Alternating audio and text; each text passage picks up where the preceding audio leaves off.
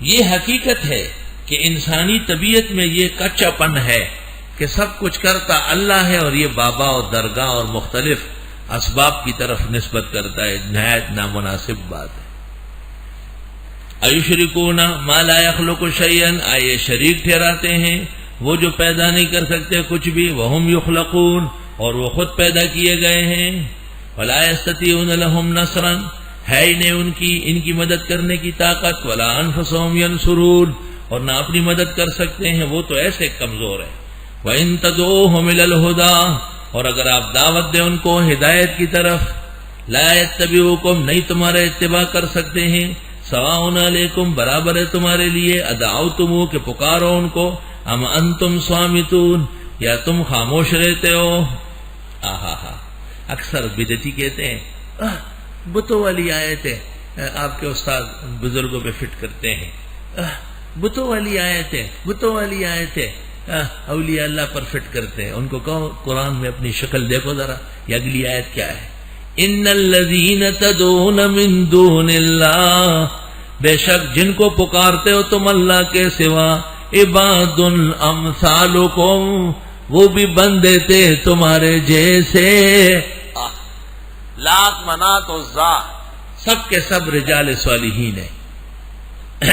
بلکہ کہتے لات لفظ اللہ سے بنایا، اور عزا اللہ تعالیٰ کی صفت عزیز سے بنایا ہے، اور منات منان سے نکالا. اور وہ 5 بت جو سورہ نوح میں ہے، ود، سوا، یغوث، یعوق، نصر، انبیاء کی اولاد تھی. کانو عبادن صالحین.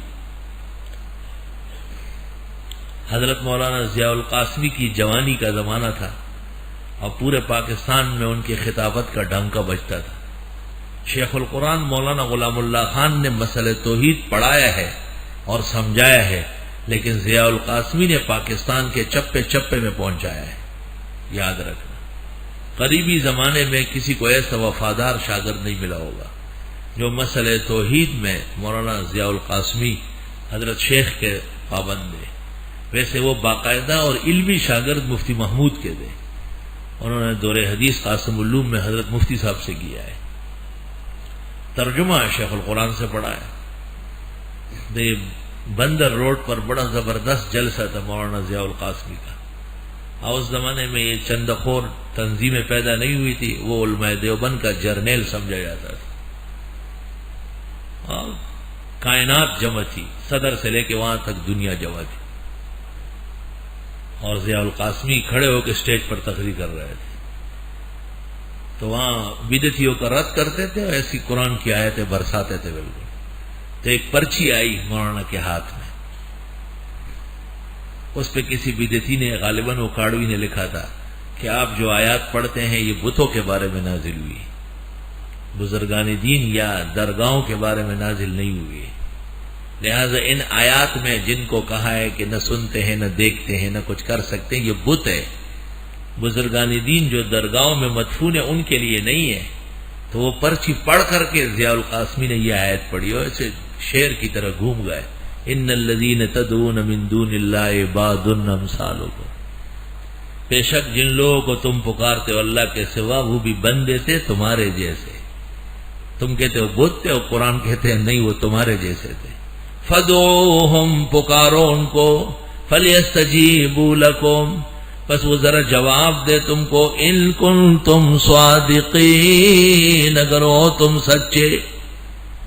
ہرگز تم میں صلاحیت نہیں ہے. صلاحیت موت پر منقطع ہو جاتی ہے. موت کا مطلب یہ ہے کہ آنکھوں کی روشنی ختم ہو گئی، کانوں کا سننا ختم ہو گیا، دل کا تفکر ختم ہو گیا. اس کو موت کہتے ہیں. اور اگر یہ سب کچھ قائم دائم ہے تو وہ موت نہیں ہے، وہ حیات ہے. اور قرآن علی الاطلاق ان کو کہتے ہیں اموات، یہ مر چکے ہیں. تو مرے ہوئے کو زندہ برزخ میں مان سکتے ہیں، جیسے آیات و حدیث میں حیات آئی ہے. قبر میں مان سکتے ہیں، لیکن یہ کہ وہ دنیا کے اعتبار سے زندہ ہے اور یہاں آپ ہلے جلے اور وہ جانے اور بتائے، یہ کفر کا عقیدہ ہے. الہم ارجل یمشون بہا، کیا ان کی ٹانگیں ہیں کہ چلے ان سے؟ تو وہ آتے کیسے؟ اور روح آ گئی جی، بابا کی روح آ گئی، سلام علیکم بابا، جلیبی کھا، ٹھنڈا شربت پی جا۔ اور بابا کی روح چھت پہ بیٹھی ہوئی ہے، اتنی بھوکی کہ تیرے گھر آئی ہے، اگر آج جاتی تو پھر جنت الفردوس کیوں نہ جائے۔ یہ کیسے بابا ہے کہ اس کی روح خوار گھر میں آئی ہے اور یہ ذلیل کھانا اس کو پہنچایا جا رہا ہے۔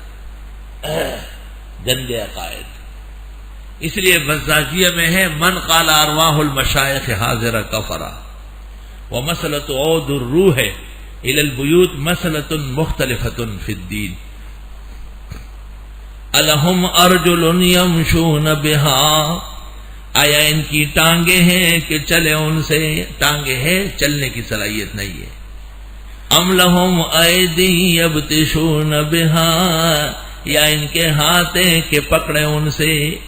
وہ بھی سیدھے سادے ہو گئے، بے جان ہے۔ ام لہم اعین یبصرون بہا، یا ان کی آنکھیں ہیں کہ دیکھ لے بہا، یا ان کے کان ہیں کہ سن لے ان سے؟ یہ تمام اعضاء معوف ہو چکے ہیں، ان کی صلاحیتیں ختم کر کے تب جا کے موت واقع ہوئی۔ قل دو شرکاءکم، فرمائیے پکارو اپنے معبودوں کو، ثم کیدونی، پھر میرے خلاف سازش کرو، فلا تنظرون، مجھے مہلت مت دو۔ یہ تو کہتے درگاہوں کے بارے میں خیال کرو، درگاہوں کے خلاف تقریر کرو گے منہ ٹیڑھا ہو جائے گا۔ وہی وہ منہ ٹیڑھا کر سکتے ہیں تو درگاہوں پہ جو بیٹھے ہوئے ان کو دیکھا ہے، ٹانگ ادھر نکلی ہوئی ہے، منہ ایسا ہی جو ہے نا جاپان بنا ہوا ہے۔ جا دیکھ عبداللہ شاہ غازی کے مزار پر منگو پیر وہاں جو بیٹھے رہتے ہیں ہم وقت، وہ کیسے؟ ان جیسی بدشکل دنیا میں کہیں نہیں ہوگی، سارے آزاد تتر بتر۔ اللہ فرماتے ہیں جو ان پر اعتماد کرے ان کا حشر یہ ہوگا۔ اور قرآن کہتا ہے کہ ان کو چیلنج کرو کہ تم اور تمہاری یہ درگاہیں جو کر سکتے ہیں کر کے دکھائے۔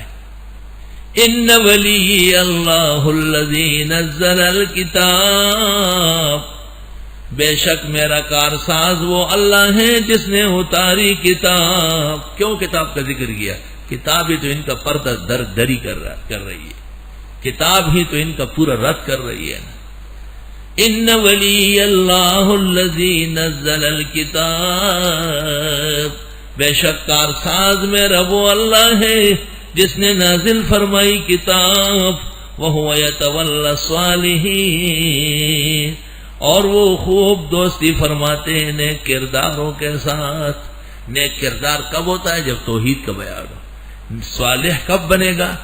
جب رد شرک و بدعت ہو۔ یاد رکھنا، آیت سے مسئلہ معلوم ہوا۔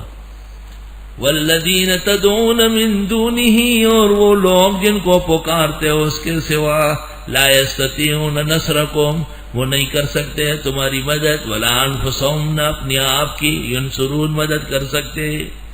وَإِن تَدْعُوهُمْ إِلَى الْهُدَىٰ، اور اگر آپ پکار لیں ان کو ہدایت کی طرف، لا يسمعون، نہیں سن سکتے۔